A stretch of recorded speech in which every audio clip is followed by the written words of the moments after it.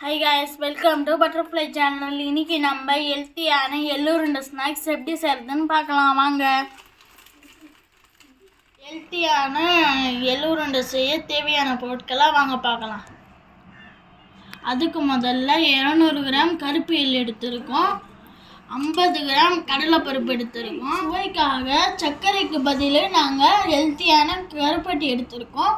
அவ்வளோதான், வாங்க பார்க்கலாம். நம்ம ஸ்டவ் ஆன் பண்ணி பேனை ஹீட் பண்ணிக்கலாம். ஹீட் ஆனதான் கடலையை போட்டு நல்லா வறுத்துக்கலாம். கலர் மாறுற வரைக்கும் நம்ம அதை ஃப்ரை பண்ணி எடுத்துக்கலாம். கடலை நல்லா ரோஸ்ட் ஆகிடுச்சு. இப்போ பவுலுக்கு ட்ரான்ஸ்ஃபர் பண்ணிக்கலாம்.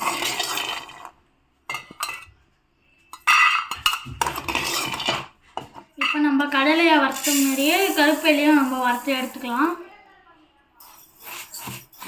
நல்லா பொரியும். அது பொரிஞ்சு முடித்தோடனே நம்ம அதை ஒரு பவுலுக்கு ட்ரான்ஸ்ஃபர் பண்ணிக்கலாம். நம்ம கருக விடாமல் பார்த்துக்கணும். போதும். இப்போ அதை ஒரு பவுலுக்கு ட்ரான்ஸ்ஃபர் பண்ணிக்கலாம். இப்போ நம்ம கடலை பருப்பை நல்லா வறுத்து தோல் உரித்து எடுத்து வச்சுருக்கோம். அதை ஆறின பிறகு மிக்ஸி ஜாரில் சேர்த்து நல்லா குறப்பாக அரைச்சி எடுத்துக்கலாம். கடலை பருப்பை ஜாருக்கு நம்ம ட்ரான்ஸ்ஃபர் பண்ணிக்கலாம். குறப்பாக அரைச்சிட்டு வந்துடலாம் வாங்க. கடலை பருப்பை கன்சிஸ்டன்சிக்கு அரைச்சி எடுத்துக்கோங்க.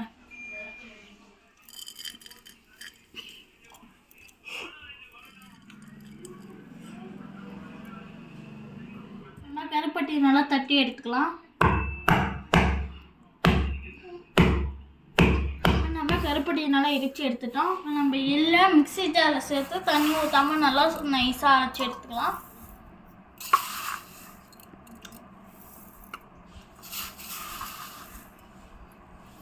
இப்போ நம்ம எள்ளை அரைக்கும் போது அது கூட கொஞ்சம் கருப்பட்டியை சேர்த்து அரைச்சிக்கலாம்.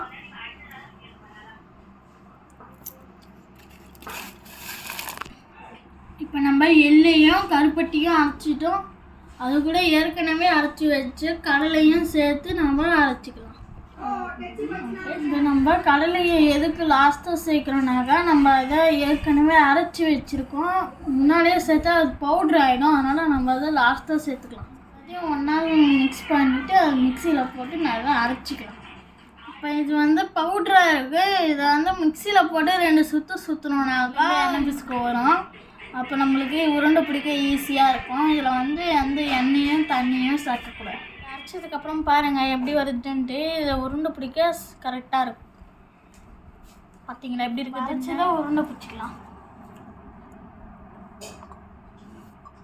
இந்த மாதிரி உருண்டை பிடிச்சி எடுத்துக்கலாம். பாருங்க, பார்க்கவே எவ்வளோ அழகாக. அதே மாதிரி எல்லாத்தையும் உருண்டை பிடிச்சிக்கணும். பாருங்க, எல்லாத்தையும் உருண்டை பிடிச்சாச்சு. வாங்க எப்படி இருக்குதுன்னு சாப்பிட்டு உங்களுக்கு சொல்கிறேன்.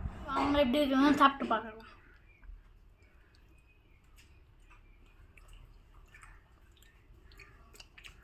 இருக்குங்க. அதேமாரி நீங்களும் செஞ்சு பார்த்துட்டு எப்படி இருக்குதுன்னு கமெண்ட்டில் சொல்லுங்கள். அதேமாரி நிறைய வீடியோஸ் வேணும்னாக்கா நம்ம சேனலை லைக் பண்ணுங்கள், கமெண்ட் பண்ணுங்கள், ஷேர் பண்ணுங்கள், மறக்காமல் சப்ஸ்கிரைப் பண்ணுங்கள். பாய். நெக்ஸ்ட் வீடியோவில் பார்க்கலாம்.